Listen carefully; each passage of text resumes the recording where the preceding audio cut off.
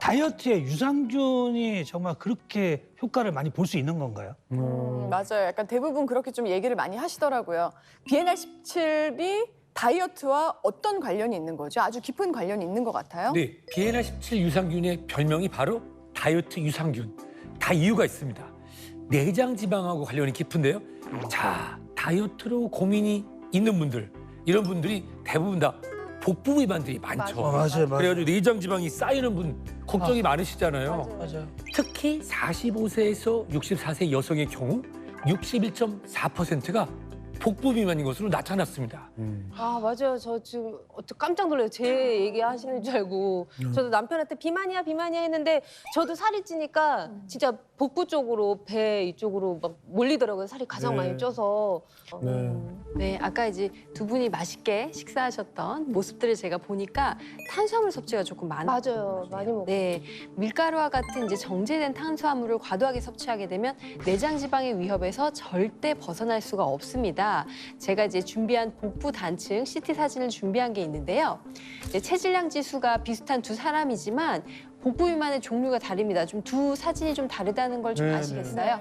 네, 왼쪽은 이제 복강 안에 내장 지방이 많은 내장 지방형이고요. 오른쪽은 이 복강 바깥쪽에 있는 피하 지방이 많은 피하 지방형이잖아요. 이 차이가 좀 느껴지시죠? 예. 네, 건강을 위협하는 건 왼쪽의 내장 지방형입니다. 왜냐하면 이제 에너지로 쓰이고 남은 잉여 탄수화물이 중성 지방으로 전환돼서 장이나 간 같은 이런 내장 장기 사이에 다 쌓여 있기 때문이에요. 보통 뭐 배가 나왔다, 복부 비만이다, 에이 뭐 그래 이렇게 생각하시는 많은데 실제로 내장 지방은 단순히 살이 쪘다는 것으로 끝나는 것이 아니라 그 이상 생명까지도 위협할 수가 있습니다.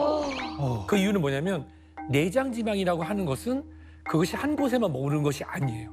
실제로 복부의 내장 지방에는 혈관이 많거든요. 그 안에 혈액을 타고 이런 내장 지방 여러 물질들, 특히 염증 물질들이 막 분비되면서 혈관을 망가뜨리고 또 연결되어 있는 췌장 이런 곳의 기능을 떨어뜨려서 인슐린 작용에도 문제를 일으킬 수가 있습니다. 실제로 내장 지방으로 인한 복부 비만 이런 부분들에 있어서 당뇨 발병의 위험도가 5배 이상 높다는 보고도 있습니다. 내장 지방을 좀 줄이고 싶은데 이게 엄청나게 더 힘들어지는 것 같아요. 밀가루 음식을 많이 드시나 봐요? 네. 많이 먹죠. 뭐 네, 이거 많을 이게 때- 다 그냥 네. 탄수화물이에요. 다 밀가루. 네.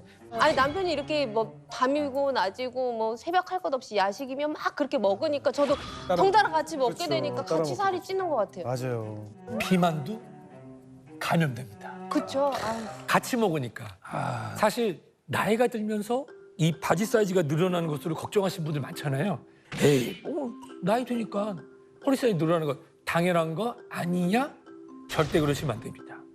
허리 둘레가 5cm, 약 2인치가 늘어날 때마다 이 사망률이 약 10%까지 오. 증가한다는 그런 보고가 있습니다.